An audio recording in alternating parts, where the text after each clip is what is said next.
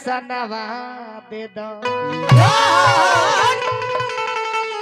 तो सुनी लो ना अरे हमारो गोहा तो बाबा दर्शनवा दे दो सुनी लो ना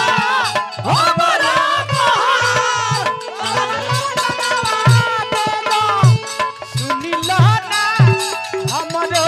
गोहार बाबा दर्शनवा दे दो सुनी लो ना हमारो गोहार बाबा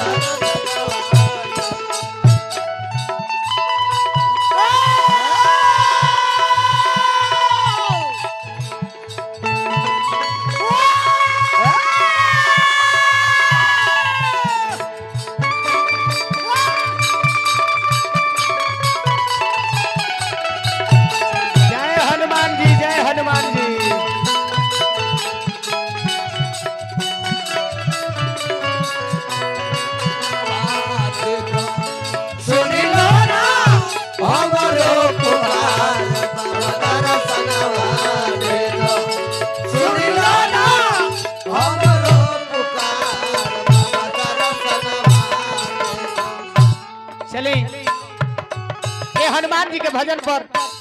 परम आनंदीय हमारे आजादी माझी जी के तरफ से 1 से 1 रुपया का धनराशि प्रदान बा श्रद्धा के जय जयकार शुभकामना खातिर तो हनुमान जी से प्रार्थना करब कि भक्ति भजन में मन लागल हो राम जी के दूत पूत अंजनी के भैला राम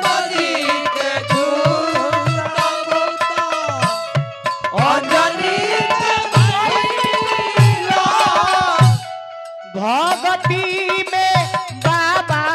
तू तो नाम बाड़ा कैला नाम बाड़ा कैला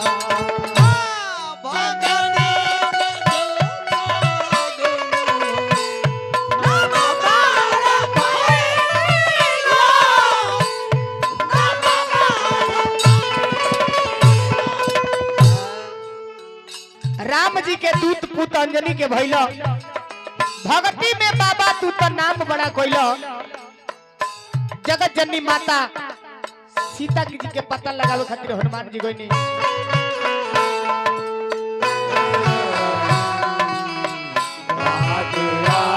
जय हो बना रही धर्मेंद्र भैया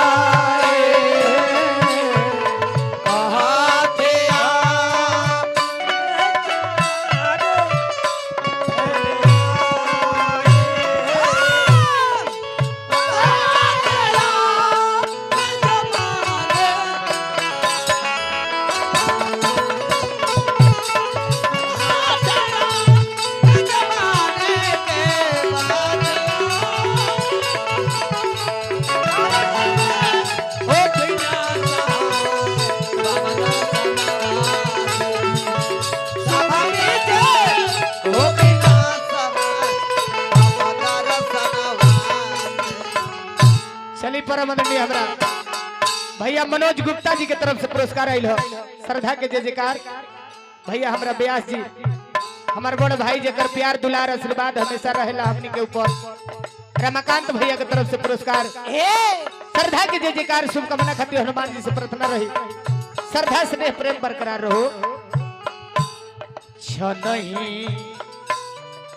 में तार रे दिहला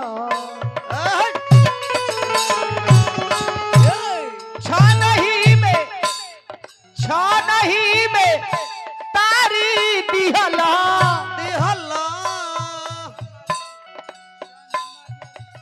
चली परम आदरणीय हमरा चंदन माझी जी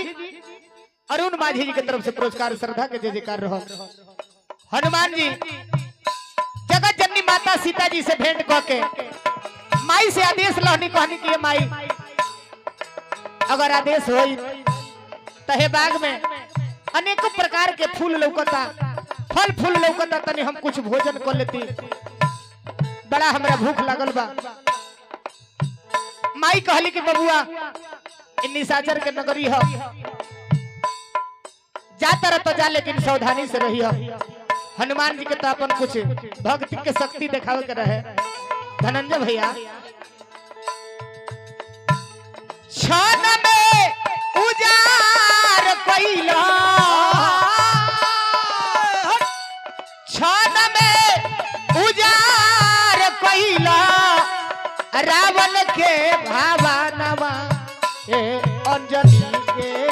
लाल। क्षण में उजार कोइला, रावण के भावनवा ए भगती में कैल बाराना हे अंजनी के भगती में कैल बाराना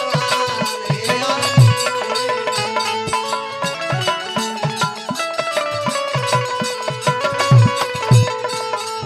भगती में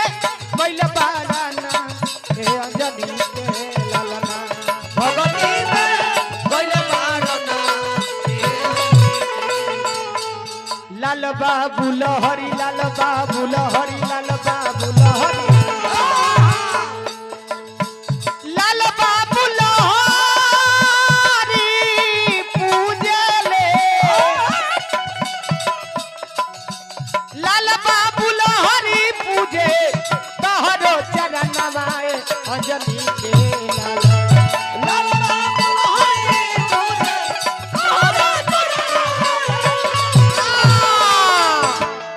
भगती में हरे कैल बाड़ा नाम हे अंजनी के लाल।